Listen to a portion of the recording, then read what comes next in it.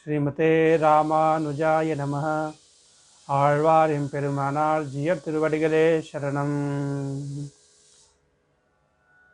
पुण्यां भोजविकासाय पापध्वान्तक्षयाय च श्रीमान् आविर्भूतभूमौ रामानुजदिवाकरः।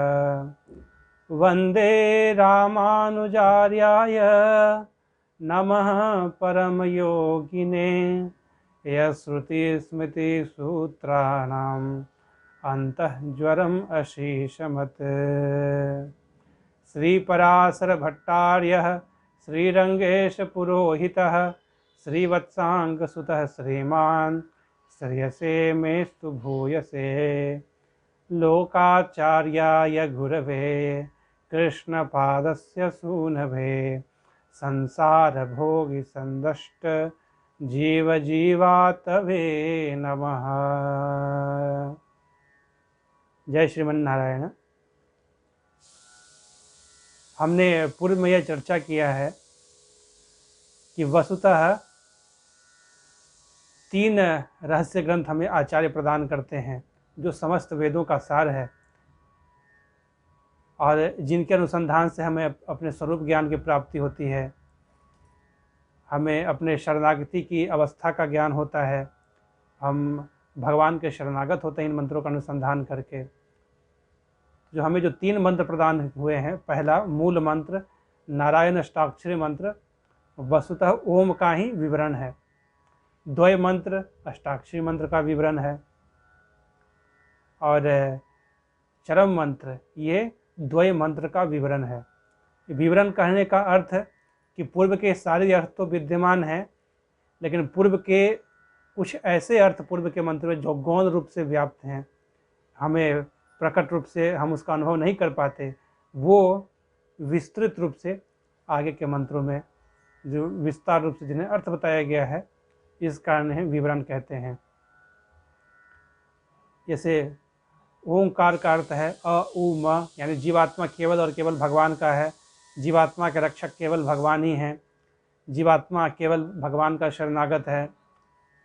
और इसमें अ से आकार से लक्ष्मी का भी बोध होता है, पुरुषकारिणी लक्ष्मी माता का।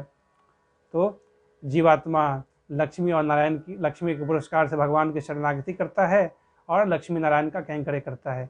इतना अर्थ ओम से भी हमें प्राप्त होता है, लेकिन हम इसे अनुभव नहीं कर पाते।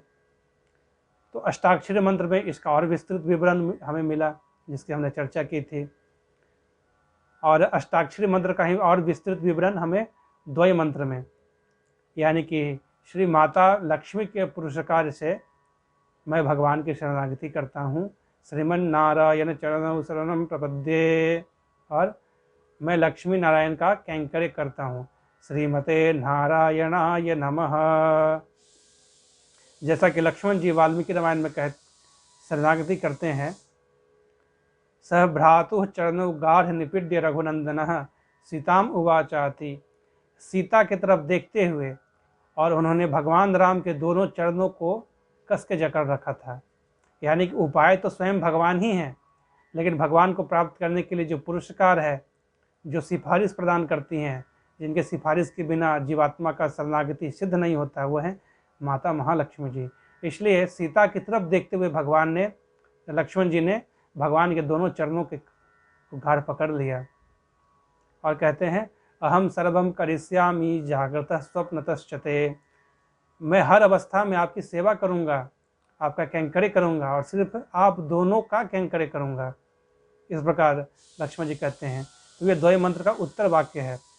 आचार्यगण यहाँ तक कहते हैं कि जिसने द्वय मंत्र के पूर्व भाग का जब हम अनुसंधान करते हैं तो जीवात्मा बिल्कुल शिथिल सा पड़ जाता है, वो उपाय के रूप में कुछ नहीं करना चाहता, क्योंकि उपाय तो स्वयं भगवान है, भगवान के चरण ही एकमात्र उपाय हैं। लेकिन अन्य उपायों को त्यागना कैसे है, भगवान को उपाय के रूप में प्राप्त कैसे करना है, इसका विवरण विस्तार रूप से द्वय मंत्र में प्राप्त नहीं हो पाता।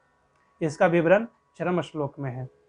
और उत्तर वाक्य श्रीमते नारायणाय नमः, यानी जब हम पूर्व भाग का अनुसंधान करते हैं तो हम बिल्कुल कुछ करना नहीं चाहते, ताकि हमसे उपाय रूप से कुछ ना हो जाए। और जब हम उत्तर वाक्य का अनुसंधान करते हैं तो हम कुछ किए बिना रह नहीं सकते हैं, क्योंकि हमारा स्वरूप है भगवान का कैंकर्य करना। श्रीमते नारायणाय नमः। इसका विस्तृत विवरण चरम श्लोक में प्राप्त होता है। चरम श्लोक भगवान श्री गीताचार्य श्री कृष्ण ने महाभारत के युद्ध से ठीक पहले भगवान श्री कृष्ण ने अर्जुन को प्रदान किया, क्योंकि भगवत गीता के 18वें श्लोक में हमें यह श्लोक प्राप्त होता है। भगवान के हर अवतार का प्रयोजन शिक्षा देना होता है। परित्राणाय साधूनां विनाशाय च दुष्कृतां। दुष्टों का विनाश तो भगवान एक अपने संकल्प मात्र से कर दें, लेकिन वो हमें इस संसार से उबारने के लिए भगवान, हमें वैकुंठ धाम में पहुंचाने के लिए भगवान स्वयं इस धराधाम पे आते हैं। भगवान अपने ऊंचे पद से नीचे आते हैं ताकि हम नीचे से उनके पद को प्राप्त कर सकें। तो भगवान ने राम अवतार में चरम श्लोक का शिक्षा दिया। सकृत एव प्रपन्नाय तवास्मि इति च याचते अभयम सर्वभूतेभ्यो ददामि एतद् व्रतम मम। भगवान ने वराह अवतार में श्लोक दिया, स्थिते मनसि सुसस्ते। और भगवान ने श्री कृष्ण अवतार में भी एक चरम श्लोक प्रदान किया।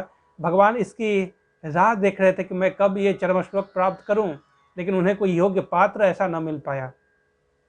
और जब गोपिकाओं ने भगवान की शरणागति की, इससे पहले नंद बाबा ने आदि जितने गोप बाल थे, द्वारिका के सभी लोग, इससे पहले 5 पांडव, द्रौपदी ने भी शरणागति की, लेकिन किसी ने भगवान से मोक्ष की याचना नहीं की कि मुझे इस जन्म मृत्यु के संसार से दूर छुड़ाकर अपने नित्य कैंकर्य में लगाइए, क्योंकि इस संसार में तो कैंकर्य में बाधा उत्पन्न होता है और हमारा स्वरूप तो भगवान का नित्य कैंकर्य है।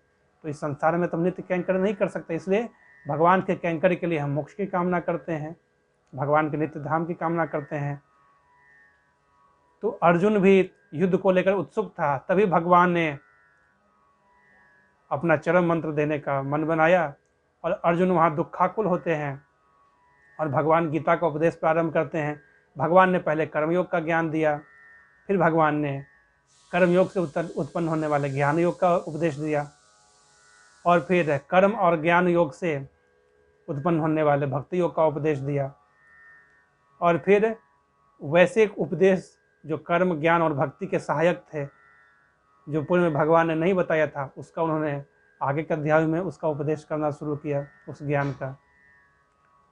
लेकिन अर्जुन का दुख दूर नहीं हुआ, अर्जुन दुखाकुल रहे, क्योंकि ये सारे उपाय एक तो अत्यंत कठिन है, क्योंकि जो कर्मयोग का पालन है, अहरह संध्याम उपासित,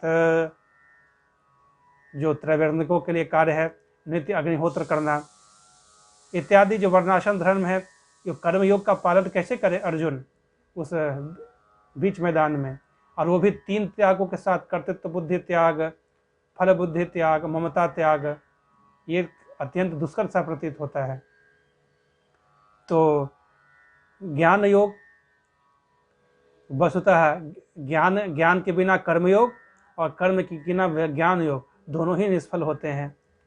और फिर भक्ति योग जो ज्ञान और कर्म से उत्पन्न होता है, भक्ति योग भी अत्यंत दुष्कर है, क्योंकि सततम कीर्तयन्तो माम अनन्यः चिन्तयन्तो माम, भगवान का एक ऐसा ध्यान जो बिल्कुल न टूटे।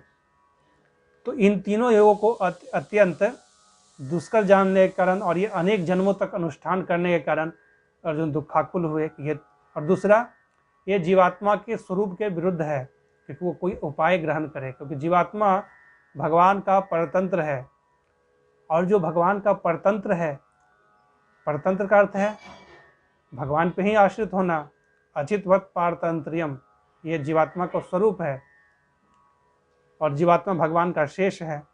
और एक शेष होने के कारण, एक परतंत्र होने के कारण अपनी तरफ से एक प्रयत्न करना, एक उपाय करना भगवान को प्राप्त करने के लिए, ये जीवात्मा के स्वरूप के विरुद्ध है।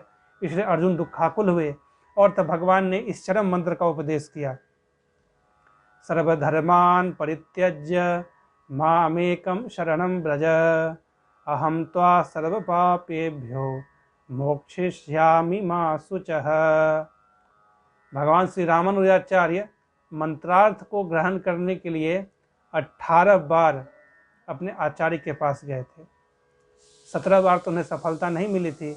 उन्हें आचार्य अलग अलग, कभी उनके क्रोध की परीक्षा लेते, कभी उनके संयम की परीक्षा लेते, कभी उनके तपस्या की परीक्षा लेते, इत्यादि परीक्षा करते हुए 18वीं बार जब हर परीक्षा में उत्तीर्ण हुए तब उन्हें योग्य जानकर गोष्ठीपूर्ण स्वामी जी ने उन्हें मंत्रार्थ प्रदान किया, रहस्य मंत्रों का अर्थ प्रदान किया। और उन्हें भी ये चेतावनी दी कि यह मंत्र का अर्थ किसी को ना बताना रामानुज। लेकिन बाकी सोचते थे कि क्या मात्र 2-3 लोग ही इस मंत्र का अर्थ जान पाएंगे, मात्र 2-3 लोगों का ही उद्धार होगा इस समस्त सृष्टि में, और बाकी का क्या। इसलिए रामानुज स्वामी जी ने मंत्रों का अर्थ सबको बता दिया।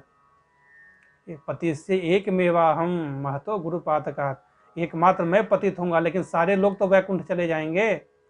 इस कारण उन्होंने चरम मंत्र का उपदेश सबको कर दिया। तो भगवान रामानुजाचार्य स्वामी जी की कृपा से हम इसका मंत्रार्थ हम सब जान रहे हैं।